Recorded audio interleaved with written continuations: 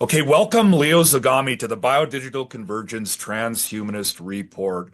What an honor to have you on the show, man. I've been following you on social media, and wow, some of the things you've been discussing are really important for where the battle's going today.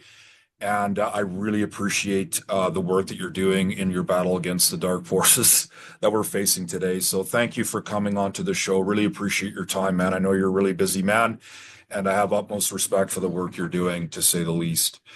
So again, welcome to the show. First, Thank you for having me on, Tom. Thank you for having me on, yeah, and yeah, no, of it's course. a Thank you. pleasure. Yeah, no, it's great, man. Big fan. Okay, so first order of business, I'm going to read the extended bio. Really important here. So, Leo Zagami, he's a journalist, a writer, and a Vaticanist. Leon Zagami. Uh, he's written 12 books, which I've started my journey with his work now, and I recommend everyone read his material.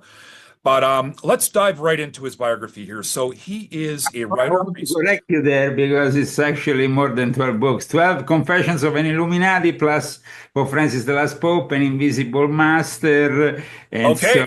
and some other Yeah, yeah, books. yeah. I stand But I would corrected. say No, that that's great.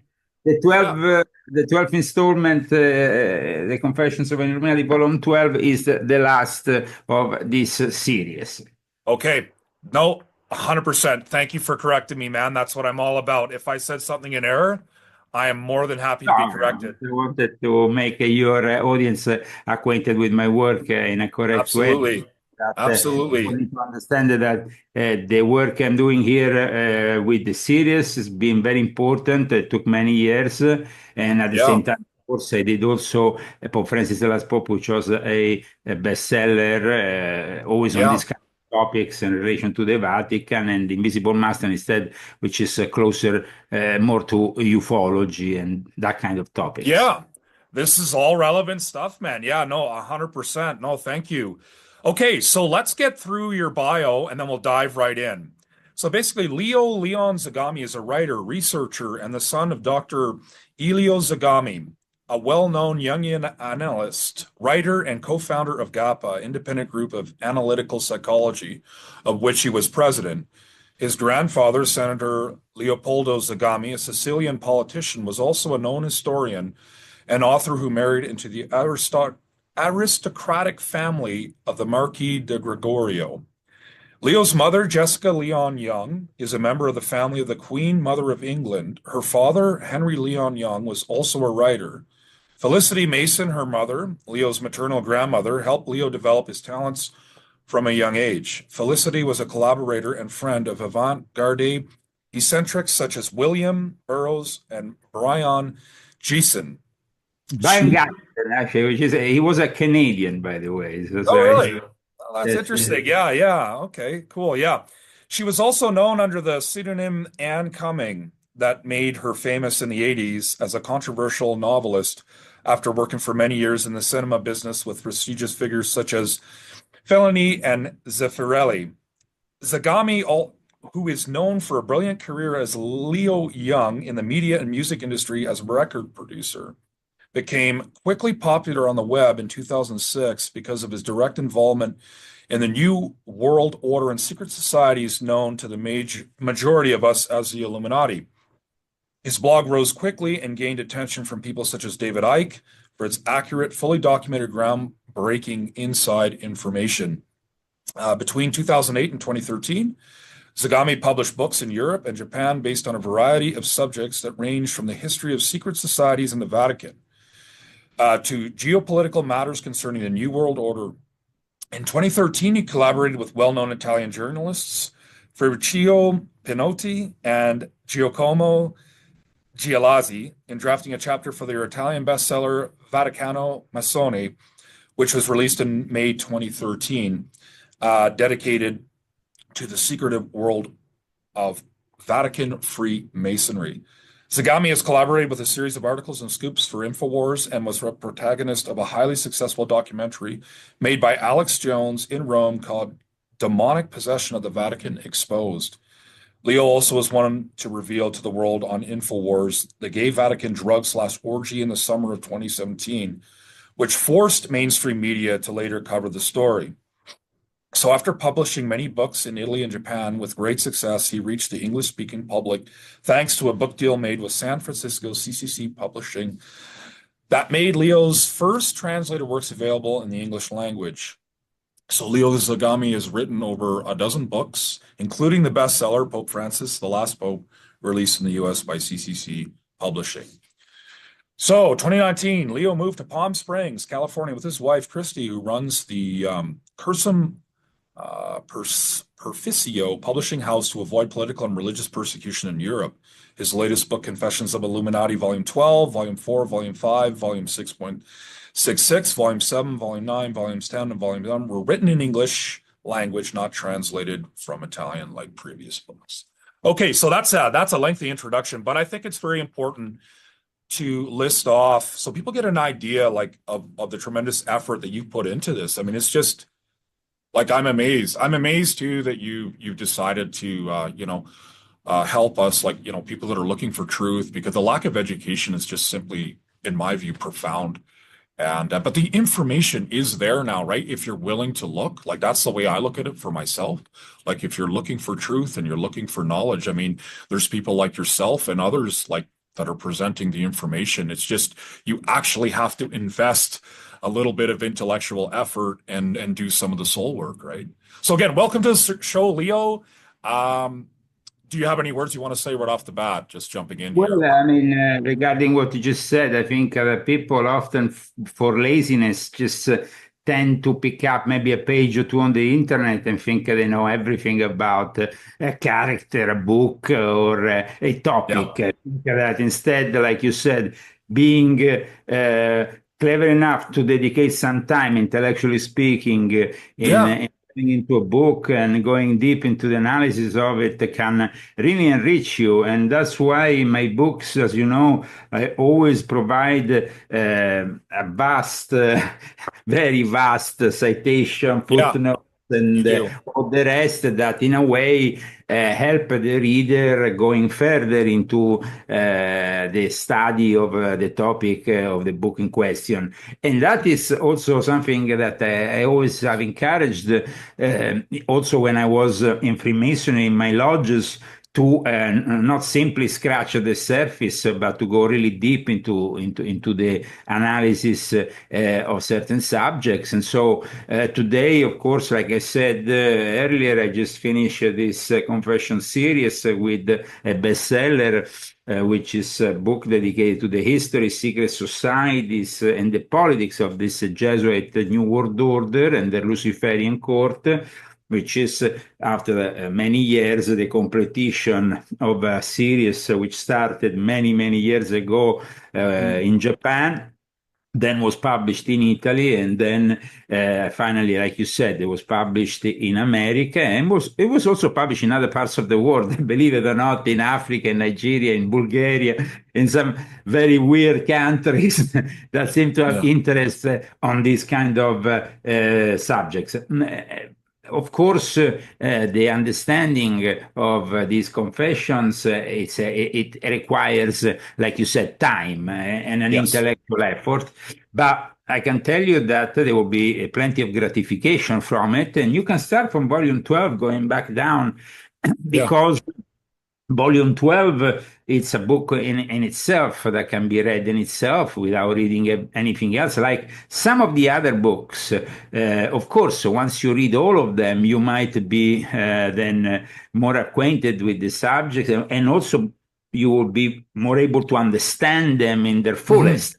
Now, the Jesuits was the last installment because they are the controllers of the controllers, the ones that control Freemasonry, the think tanks, the Illuminati, every secret society possible and imaginable, a politician, the businessman, and so this is really for me very gratifying to have a bestseller that came out in Yeah. a very appropriate moment, which I completed just the day after the Pope died, Pope Francis, Mm. and then of course I had envisioned already in this book, because it talks about the Jesuits having taken over the Catholic Church, and not only that, what kind of Pope we will have next, which was fully confirmed by the election of the current Pope Leo XIV. In regards to other topics of importance, I would suggest also Volume 10, which goes really deep into Islamic Freemasonry, the subject which is very rarely Hmm. discussed, and secret Yeah. society, the least. Yeah. I will also say that, of course, today everybody focuses on Israel, but very few people know the story of Israel and how the Sabbatean Frankists were behind the very foundations, taking Thank over the you. Zionist movement, Yeah. labor Zionist, hijacking immediately Theodor Herzl, which died in a mysterious way because we never really knew how he entered some kind of place center for Qs. He never came out of it. Probably they never wanted him to come out of it. So this book for me, Volume 10, has been very important, and I must say, it has received great reviews even from Muslims. If you go and check Sufis, which I criticized at some points, I was fairly critical in the book, but they had Mhm. to admit that I was fairly on point with every Yeah. with the way I analyze the subject and I criticize it. Then, of course, I had Volume 11, which also I brought out last year, which is about the past, present, and future of mind control, and from Sun Tzu to MK Ultra and beyond. And when I say Sun Tzu is a subject which I touch also in Volume 12, because Sun Tzu is the author of The Art of War, which was first translated by a Jesuit, Father Amiot, in 1772. It was published in Europe just before the suppression of the Jesuits, and that probably led Napoleon to have achieved so many military success, so much military success. However, this is a book also that explains the level of coercion of control that our society lives every day, and most people are unaware of it, of course. No. Yeah. No. I mean, like you talk about everything. I mean, you've put to me, like, okay, from I've read through one volume seven, I read through completely. And as you mentioned, the Sabbatean Frankists, now that is something I've only heard you talk about from the people. I mean, I'm not sure if others are, but I mean, I thought that that was Very, very, very, very few people tend to no, they discuss don't even know about it. it. Yeah, see, you've pointed that out, and I think that that's really because this particular rabbi, if correct me if I'm wrong, he saw himself as a Jewish Messiah. I think in the year what is it? I think it Hmm. was 1666. Actually, I'm not exactly sure about the date, but Yeah, yeah. well, And then let's this, say in the 17th century, this rabbi ended up gathering a lot of relevance within the Jewish world, and over half of hmm, the population in Europe believed he was the Messiah. However, wow, when pressed by the Ottoman Sultan, because he was born and raised in Turkey, he actually capitulated and converted publicly to Islam in 1666, which led most of his followers to go elsewhere and go back to the in yeah, search of the real wow, Jewish faith. But at the same time, some of them instead resisted, became the Dommeh, the crypto Jews, and then this heresy within the Jewish religion persisted. And somebody a century later who claimed to be the reincarnation of Shabbatai Zevi, who was Jacob Frank, then born in Ukraine, brought a lot of attention on him and brought 20,000 converts to the Catholic faith, was nobilitated. He was very much connected, wow, as I explain in my books, as you know, to the secret societies of the time, certain rites of Freemasonry. So there was definitely within all these mystery schools that then hmm, produced what we commonly refer to as the Illuminati, the infamous touch of this Shabbatai Zevi character, who apparently, whose father was also working for the British, and so in a way he was also doing the interests of what the British wanted to do by, in a way, forcing later on the Jewish people living in Europe through pogroms, through the Holocaust, and everything else to go to present day Israel, and that was the beginning of a big mess, as you know. hmm, And also, this was a beginning of a big problem also for those people within the Jewish faith that in reality didn't want to necessarily go back to a physical Israel. And so it brought a lot of persecution, like we said, that they might never have received. And still to this day, there is all this controversy.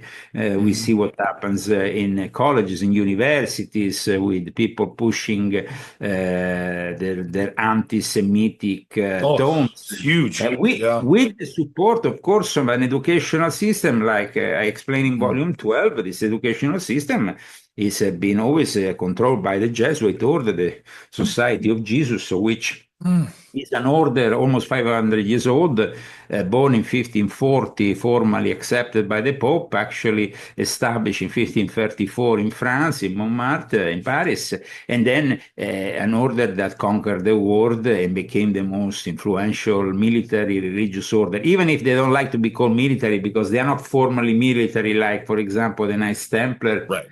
Yeah. but they are military in the way they operate, and they have a general on top that acts Well, in a yeah, disciplined I way. mean, the battle first starts in the mind. I always say that.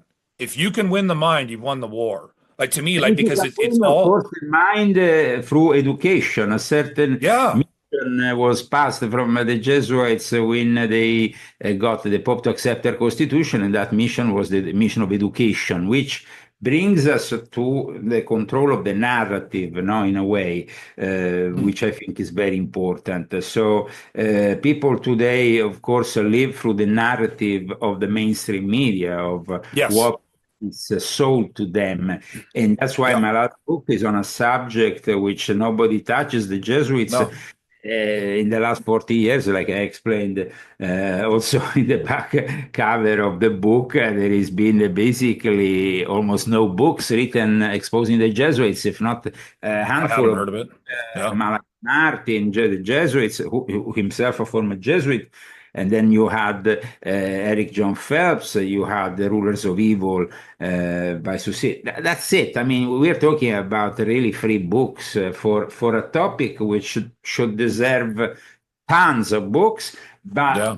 like I explained, nobody in the academic world wants to go and ruin their reputation attacking an order that has so much influence in the Yeah. academic world. And so I wanted to touch, Yeah. like I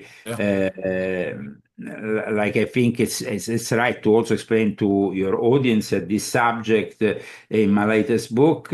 After I also felt well acquainted with my writing, with my literary skills, with the way I will expose this perilous subject at times, because you are going against the Oh yeah. people, of course, are the scholars of the church, the scientists of the church. I remember always in my chats with Jesuits and stuff, they always praise themselves as being the scientists of the church. And the fact that I had a direct experience being born Catholic, being born within a world which was privileged in nature, the aristocracy that maybe Americans don't know about, if not from maybe the fairy tales or the movies or the books, is a Yeah. reality that still exists in Europe. Of course, it's no Mhm. longer the reality of hundreds of years ago, where, of course, during Yeah. feudalism, there was absolute control and you had to kiss my ring or both and me, I will pass with the carriage, Yeah. it's no longer the case. Yeah. However, the actual reality of a privileged lot that still carries on with the church, their whole mission, well, that is still in existence. You see, the Jesuits persecuted only those aristocrats and royals who didn't bow down to their terms, but most of them did in the end. In a way, we can say that maybe the most resistant ones were the British royal family, the English monarchs that, Mm. of course, were fought from the very beginning of the Counter-Reformation, because this was also a religious mission, the Jesuits to prioritize the Pope. And when the Reformation came around, fighting the papacy Mm. with Martin Luther, Calvin, everything that was happening around Europe, and of course, the royal family in England declaring itself head of a church, the Church of England. Yeah. That's not going to go around too well. Yeah. No, it didn't go around too well. So No. we can say that when I say Luciferian court, Hmm. I'm describing a subject that obviously people will find at times difficult Yeah. to fully grasp, but I try to make it very understandable in my latest book, so don't be worried about that. But Oh, it's in good. regards to, for example, I don't know if you have the possibility to go through my latest book or not, because then, of course, I will maybe relate to this whole thing in a different way. But if you had at least the opportunity to go through the index and through my short synthesis of it, I think you already got an understanding. I see that you have the Yeah. actual Yeah. full. I don't think you have probably read the whole thing yet because Not yet. No, no, it only not came yet. out very Yeah. recent. But what was your impression? Well, I mean, okay, so yeah, I've just started reading it, but when I actually look at some of the chapters, again, your emphasis on the Jesuits, I think, is really, really important, and the fact that you use the words the Luciferian court, because I think that's exactly what this is all about. Because to me, like Satan is a temporary god of this world. I mean, words are used as interplay. It's there. Sometimes there's truth. It depends to me what spirit of force is at work within the individual. And I look at life as like the checkered board, right? I mean, the kings of the earth. You know a little bit about all this stuff, but actually, you know a lot about this stuff. You know, I'll correct myself there. But yeah, so I've only actually read the first 10 pages, but just looking through some of the chapters here, exactly like how the Jesuits control the world today, but you use a very academic approach. That's what I like about you because, you know, that's exactly the tools because they love science, right? Which there's nothing Yeah, wrong with they also science. like to the bank people over their simplicity or alleged ignorance. So you need to actually, when you're Yeah. extending really like a challenge to a group of people who are obviously merged with intellectual capacity, because Yeah. nobody can say that the Jesuits are unintelligent, so they're not well prepared. I mean, they have universities like Georgetown, Fordham, they prepare the elite that runs this country. I mean, you can't be an idiot to do that. No, that's So right. my academic approach wants to be the approach that they themselves will find difficult to debunk. And in Yeah. fact, this book is currently a bestseller with 5 star, and Hmm. it doesn't have anybody still saying, "Oh, Leo, you got wrong this or you got wrong that," because I went through a very thorough examination of all the subjects. Now, You there has have. been a lot of through the centuries. Before now, I told in the last 40 years, no books almost have been written on the subject. But for example, if we go back 100 years, 150, 200 years, and even 300 or 400 years since the very inception, the very creation of this Jesuit order, there were a bunch of conspiracy theories and even books that were written because at the time it was like they were not controlling the whole narrative yet. They had opposition, especially from Protestant countries, and Yeah. so publications will surface of people who didn't trust the church, of course. So the earliest known Jesuit conspiracy theory, believe it or not, comes from an Augustinian friar, and now the current pope is actually an Augustinian, but also Yeah, I heard Martin that. Luther was an Augustinian. So this first Augustinian friar was George Brown, who publicly denounced Loyola's order only 11 years after its foundation in 1551, calling them worse than Jews. So already there, of course, we see that within the Catholic Church has always been an anti-Semitic element of Yeah. sort, no, because they blamed, of course, Yeah. the crucifixion of Jesus on the Jews and the persecution of Jesus on the Jews. But in reality, since the Jesuits have indeed been involved in conspiracy for real, not just as a Hmm. hypothesis, they have been involved in wars, revolutions, massacres. So there is actually real stuff. You don't need to go and speculate when you have the real thing. So that's why, the Jesuits, of course, have been accused of many things. But at the moment, the Jesuits are directly involved, for example, in the Ukrainian-Russian conflict, which is also a religious conflict because it has to do with the Russian Orthodox Church and their control over what used to be the Orthodoxy in Ukraine, while instead the Vatican has always tried to push their own form of Eastern Catholicism, similar to the Orthodoxy, but depending from Rome towards those populations. Even the Jesuits have themselves, when they were suppressed, been accepted by the emperors within certain territory, the emperors of Russia, and they had made a deal with the Orthodox to. It was paradoxical because at that point they were actually being kicked out of the Vatican, and opportunistically they were preserved instead by the Orthodox Church, which is. Probably if they knew what the Jesuits would have done in the centuries after, they would have never done that. And in fact, when the Jesuits were reinstalled in the Vatican, immediately Russia prohibited the Jesuits in their territories. So the Jesuits are, in regards to even the Second World War, people don't know, but when Hitler troops were advancing in World War II, credible sources show that they were present with the SS as Jesuit converters, so they were working along the Nazis. At the same time, though, like I explained in my book, they were working along the Freemasons to prepare a post-World War II after the Nazis might have been defeated. So they were always present with their tentacles on both sides, let's not forget the French Revolution, the spread of the cult, because it's a cult of the Age of Reason.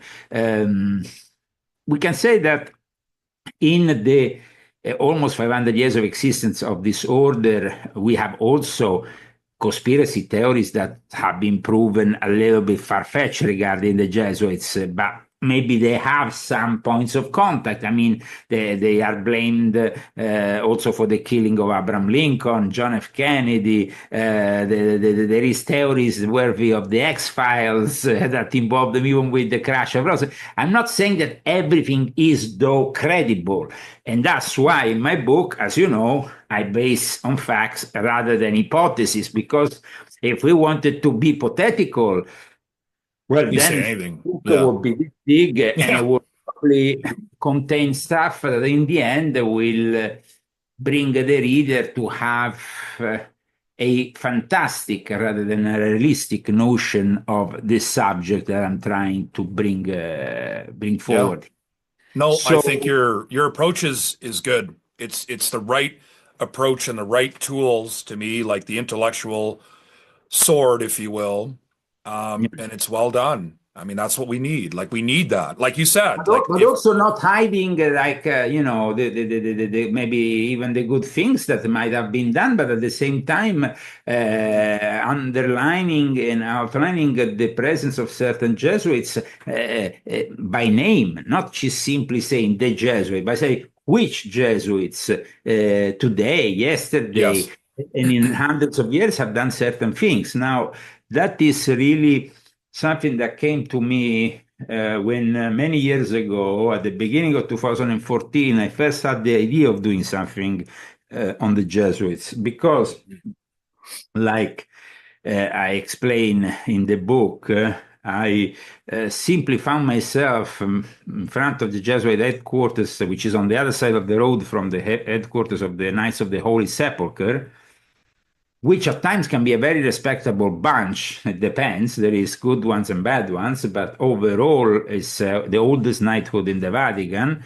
And so they have a restaurant, a bar there, which I often went to, and I was coming out of it and I encountered this nun in front of the Jesuit headquarters. I was handing out leaflets and stuff with and she was basically then I discovered the secretary of the Jesuit general of the Black Pope, and then I was reached also in that occasion by a Dominican to which I promised when he said, Leo, if you ever write a book on the subject of the Jesuits, just make sure you write the truth. And so, to my knowledge, what I have relayed here is the truth, and that's why I made such a fuss in getting really nitpicking every single information and trying to double, triple, quadruple check every source to make sure that there is also difficulty in the part of the enemy, which is in this case the Jesuits, in saying, oh, Leo has made up certain stories. No, Leo is actually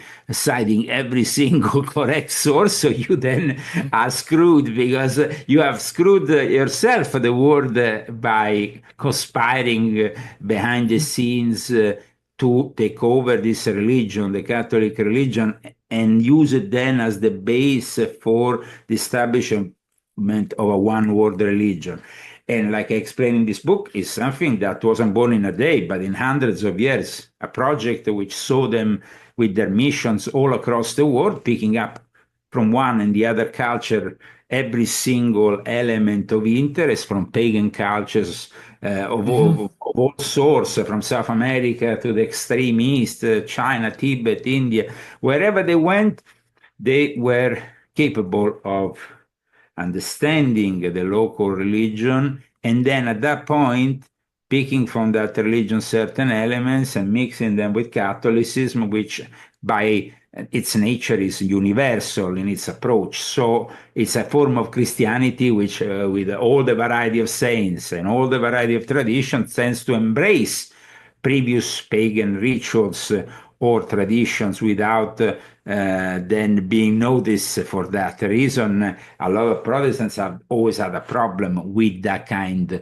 but they have to also understand that Christianity in itself was established in the Roman Empire, in a place of where there were pagan faiths of all kind that eventually, because of the establishment of the Christian religion, had to be absorbed by to make the religion of the empire the Christian religion. They had to, of course, go and absorb the previous religions. They couldn't just eliminate them. And so they always had this persistent pagan obsession, which the Jesuits have covered up, but it resurfaces from time to time. And at the beginning, it's from the very vision of 1522 of Montserrat, of the founder Ignacio Loyola, who was himself an alumbrados, an Illuminati, with an understanding of Islamic mysticism, Gnosticism, of Kabbalah, that then understood the Holy Mary as something deeper, as a concept that is the concept of Isis, of the Mother Goddess,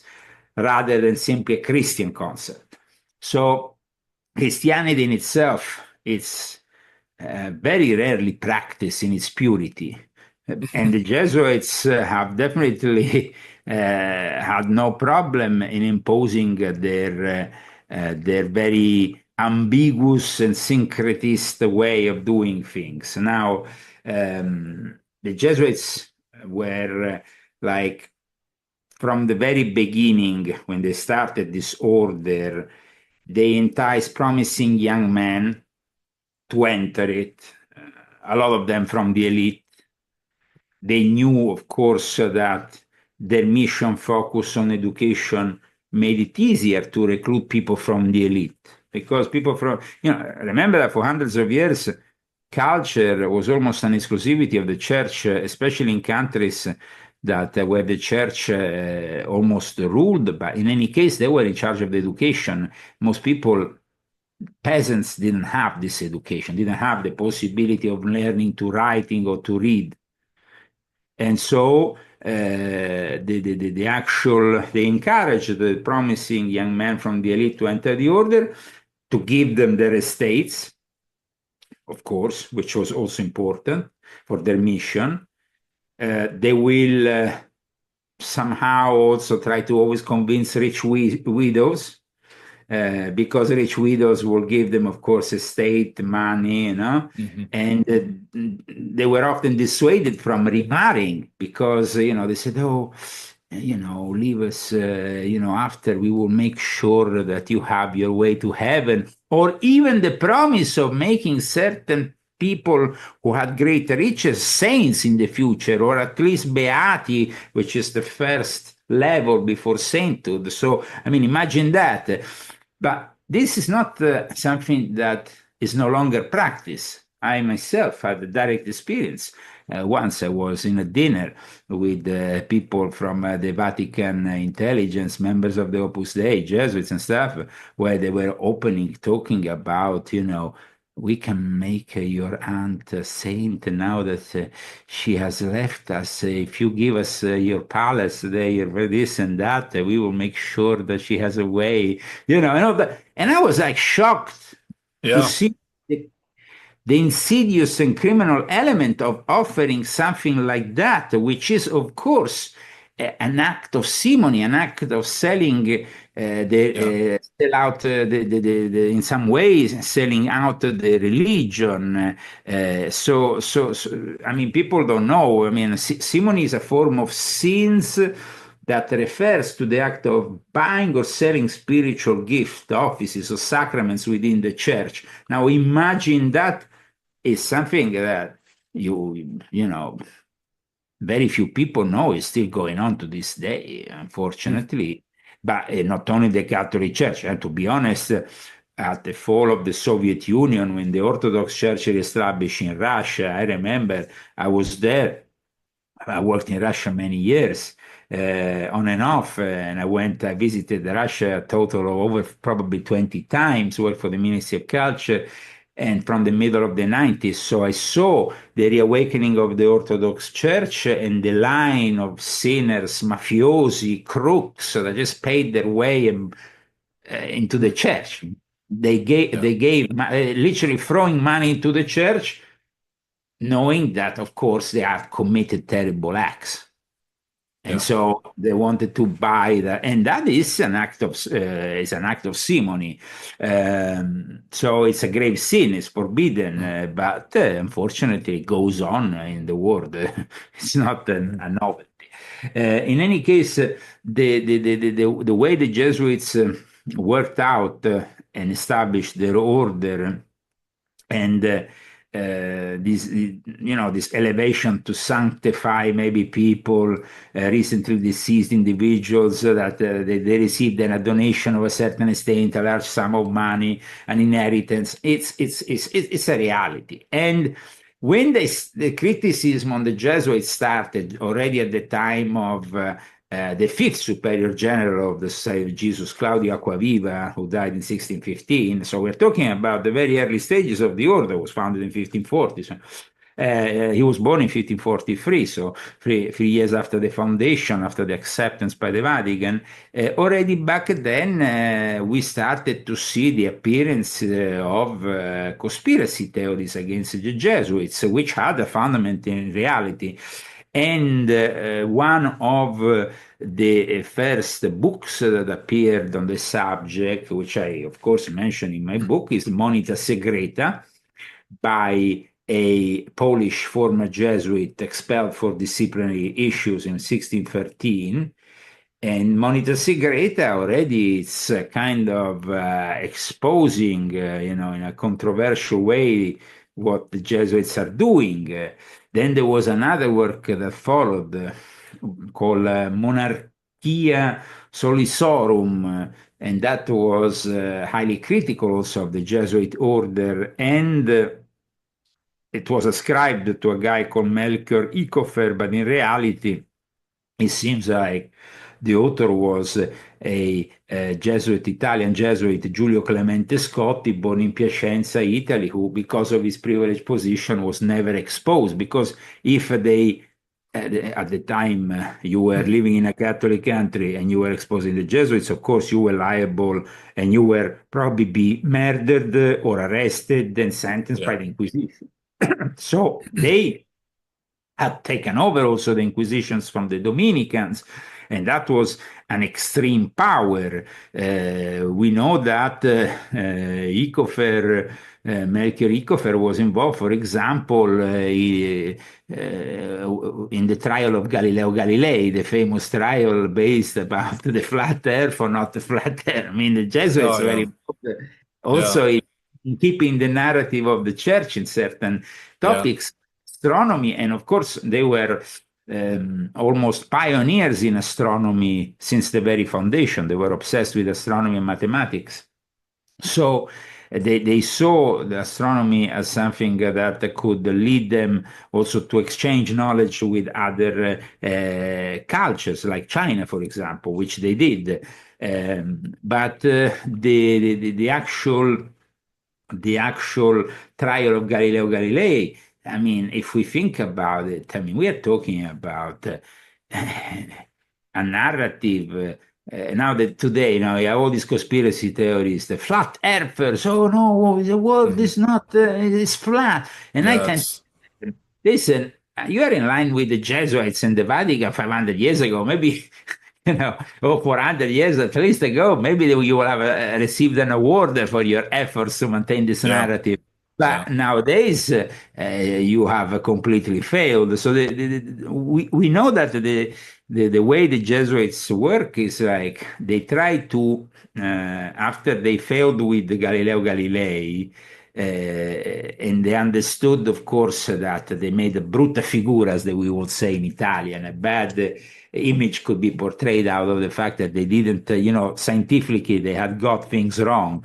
And from that moment onwards, they wanted to always be at the tip of the spear of the scientific research. They no longer wanted to be the ones that, you know, were only portraying the Catholic beliefs at all cost. And that led them to actually become very much the scientists of the church and of putting science in front of Interesting. religion at times even. Hmm. So they had also that kind of element. The Jesuits are to this day involved in politics. The Democratic Party here in America is we can say almost like a political branch of it. There is countries that are completely brainwashed by the Jesuits or their think tanks, like the one you reside in, Oh Canada. yeah. I mean, yeah, like, it's very sad what's happened here. To be honest, I I mean, don't even especially after what the Catholic Church did in Canada, and we know that, I mean, what they did was monstrous, to incredible Yeah, yeah. crime and of pain that was brought into the indigenous populations of Canada and stuff. I think that, I mean, they should, I mean, the fact that they simply get away with a sorry from a pope or something, I mean, it's not enough, I think, you know. Hmm. Yeah. Uh, Yeah, this Canada's become something that I don't even in my lifetime, it's changed so much, especially under Trudeau's leadership. I mean, he made that announcement about 10 years ago, how there's no mainstream, no core identity, and he called it the first post-national state. And I'll remember those words for the rest of my life because that is exactly the mentality, like you mentioned, about kind of like a world one religion, a world one world government. These things are coming, right? And once in a while, you hear Now, leaders speak of think them. about it, no? I mean, when you're talking about Trudeau, no? The Yeah, father attended a Jesuit French language college, Jean Brefeu, prestigious secondary school known for educating the elite in the Francophone families in Quebec. there So, we I go. mean, Yeah, you're talking about a family that has a history of being what I define as fifth class Jesuit agents. yeah, And what are the fifth class Jesuit agents? Um, they are basically those people who might have gone to Jesuit colleges, universities, high school, but also elementary. All the educational system of the Jesuits, in a way, it's built to create what we call in Latin a forma mentis. So, and that forma mentis implies that once you are in those, and I myself studied with the Jesuits, so I know what I'm talking about, as I yeah. explain also in the latest book. once you are in that kind of educational system and you're studying with them, most of the time you end up working with them or becoming one of them. And if you don't become necessarily a priest and don't engage in going into a seminary or become a coadjutor with the Jesuits, which is also a way of becoming a Jesuit without becoming a priest, you can still become a fifth class agent, which means that even if you are not a Catholic, you can still serve the Jesuit order directly and the Jesuit general, like Nancy Pelosi or many other politicians, just to give you an example. They serve directly the Jesuit general. They don't necessarily, join a non-order. I mean, Nancy Pelosi has never Yeah. taken any formal vows, but she is then paid back with of course, the power that is given to people like her. There is a Machiavellian nature of the Jesuits, which I explain in my book, Yeah. that will never change. And there is this Machiavellian nature. It's the one that probably has fueled most than anything else the conspiracy theories around the Jesuits. And like I said, not all of them are true, but the ones that are true are Yeah. enough to make us understand that they control the whole Western Yep. world, and not only the Western world, unfortunately. It's not just because of their missionary nature, because of the fact they have been able to establish themselves in several continents, they have been able to really bring back to Rome that power that was lost at the fall of the Roman Empire. So, yes, they represent almost a covert mission of what Rome is. So Rome is no longer the caput mundi of the Roman Empire, but Yeah. is at the same time the caput mundi of a covert empire made of secret societies, think tanks, educational establishments, and so on. So when, for example, Rabbi Marvin Altelman, the late Rabbi Marvin Altelman, talked about the true hundreds of Hitler. And he made a statement that was very strong, because he said that there was basically Hitler in his earlier years. Hitler had been approached by a pagan Buddhist elite who may have had also Sufi link. And this is typical of the Illuminati of the time, especially in Austria, Theosophists, people like the founders of the OTO or the Nuovo Ordo Templi. They were immersed in a series of things that tended to mix things. In fact, he actually, like I explained in volume 7, which you have read, there is a whole chapter now where I explain how the swastika was inspired by the Theosophical Society, by Franz Hartmann in particular. And so Hitler then found himself raised also politically by the help of the Thule-Gesellschaft of Rudolf von Sembotendorf. But the true hundreds of Hitler for Antelman were the Jesuits, because apparently this elite, pagan Buddhist elite, was linked with the Jesuits, who profiteered also from the slave trade, which has been popularized in historically well-documented fiction work like Shogun, and accordingly both personal and money were given to Hitler by this specific group. Now, this is what, of course, a rabbi like Antelman said, but having also a number of historians and people giving their own explanation over the Jesuit hostility towards Jews and Judaism, even throughout World War II, which saw the terrible Holocaust. Why is that? We find that initially, actually, the very secretary of Ignacio Loyola was a Jew. Many of the founding fathers, if you want to call them with this term, which is not appropriate, but for the Jesuit order, not the 1776, let's not mix things up. But let's say the people who established this Company of Jesus, the Society of Jesus, many of them were Jews.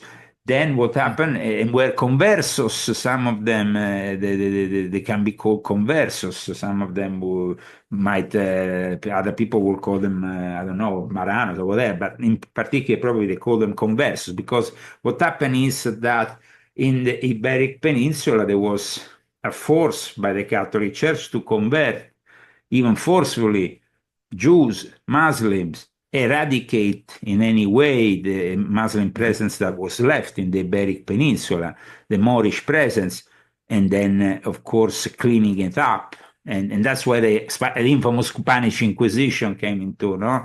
And in fact, the Jesuits initially, when Ignacio Loyola himself started his whole, mission, he was arrested by the Inquisition because he was himself suspected of being involved with these alumbrados who tended to mix all this secret knowledge from all the various religions and cultures that were present in Spain. Spain had become a filter for that secret knowledge that will then come back into Europe through the Renaissance.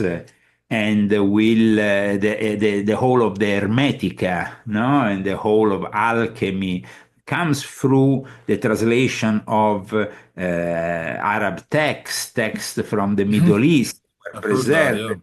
And then, of course, even in the Rosicrucian manifestos, we have a mention through Christian Rosenkreuz and his allegorical legendary journey that goes back from Spain and then back into. So it's almost like in that allegory, they are describing how knowledge is going through, passing through different cultures and then yeah. reemerge. And so, Like the Book of M. I think of the Book of M. It was yes. mentioned, right? I'm sure you know. I mean, that's a mysterious book for sure, right? I mean, I don't know. Yeah, no, carry on, carry on. I don't want to No, no, no. interrupt you too. I mean, as we don't have much time, I can just say No, that there is definitely people who have criticized the Jesuits and people who have hold them in high esteem. Now, John Adams was the second president of the United States of America, so he seems to be an appropriate figure to cite at the moment. And sure. he said that my history of the Jesuits is not eloquently written, but is supported, he said, by unquestionable authorities. And is very particular, and he defined it as very horrible in nature. So he said that when the Jesuits were restored, because there was a moment they were suppressed even by the Vatican in 1773, and then they were restored in 1814, he saw it as a step towards darkness, cruelty, despotism. And this was the second president of the United States who was actually saying this. So it's quite incredible. He went as far as saying, I do not like the appearance of the Jesuits. This body of man deserves eternal damnation on earth and in hell. I mean, it was pretty heavy what he was saying. Yeah, yeah, So people like John Adams reflect the people who saw the danger, who were clever enough to question yeah. what was happening and warn their peers that something dangerous could happen now they were established. Then you had people like Marquis Lafayette, who was also general of the American Continental Army under Washington during the American Revolution. He also uh, said that the Roman Catholic Jesuit priests were dangerous enemies to civil and religious liberty. He described them like that. Even if, as you know, and if when you're gonna read this book, you're gonna Hmm. see a family like the Carrolls had a lot to do with the very establishment of the United States of America, and even the Capitol Hill here in Washington, D.C. was donated by a family that was immersed in Jesuitry and had the first bishop here in America from their family, and then two founding fathers from the Carroll family. So, I mean, we have people who saw the dangers, other who, of course, stayed silent. Yeah. Then we have one pope who was Pope Clement the 14th, who basically in 1774, the year after the Jesuits had been kicked out of the Vatican, he said, I know that my life is in danger and that basically they will poison me. And he was the one who had abolished the Jesuit order. So imagine what kind of danger he was facing Yeah, from these people. for sure. Within the world of secret societies, of course, so then a lot is said about Freemasonry. But in my book, I explain how Freemasonry is practically controlled at certain levels by the Jesuits, and they have been for a long time, as well as other secret societies of the Illuminati milieu. The very nature of the Order of the Illuminati of Van Allenbesha, and it's not the only Illuminati order, because if you studied my confessions, you know that I described as Illuminati a number of secret societies and of Yeah, mysteries. It's based on the constitution of the Jesuits, and so he himself envisioned himself like a general of the Jesuits, Adam Weishaupt, which is very important, I think. sure. Uh, Yeah, they are a military organization. Napoleon Bonaparte himself said that because Jesuitism, he said Napoleon was the most absolute of despotism. And just to conclude here on some citation of importance, Abraham Lincoln, of course, was killed. Some people think that the hand of the Jesuits was present in that. Now, we don't want to speculate. Like I said, I try to base my yeah, work more I on get that. proof of facts. But he Yeah, himself actually denounced the Jesuits, saying there was a sinister influence in the American Civil War of the Jesuits. So imagine what could have happened after Lincoln, after the Civil War, what kind of hate the Jesuits might have and what interest. And so, yes, maybe formally there is another hand that executes the murder, and we will never know the truth. But yeah, just as many other conspiracy theories that are not completely unproven because the nature of the Jesuits is very covert, very sinister. yeah. That's And right. Yeah. but at the same time, like I said, I didn't want to make this book this big. I wanted to make it this big, and I wanted to bring you I this. get you. I get that's why I really respect what you do. So I want to thank you very much for having me on today. And of course, if you want Yeah. to give me a last question, because of course I took a bit of time by answering, but No, I mean, no, that was really good. I wanted it to be a flow of information coming from your heart, what needed you felt what you needed to say during our time together. So, I appreciate that. And I just want to highlight, where people can find you. Of course, leozagami.com. You're on X, you're on YouTube, you're on yeah. Facebook. I mean, so you're basically everywhere, right? And I would recommend, highly recommend I try everyone to to maintain read. my presence. I must say that it's not always been simple. The censorship, when you touch arguments like the Jesuits, from the very beginning of my work on the internet, has always been present. Okay.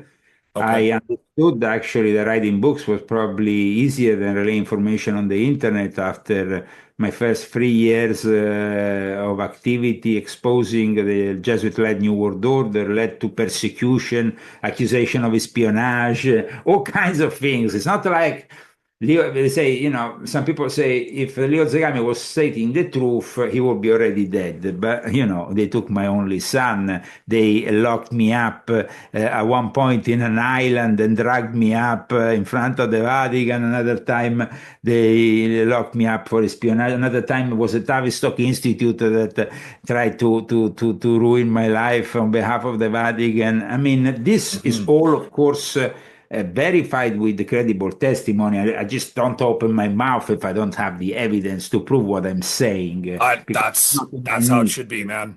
That's how it Uh, should be. Yeah. and so, like I stated many times, there's no need for me to speculate or fantasize. The reality is better than the fiction. Okay. Well, thanks very much.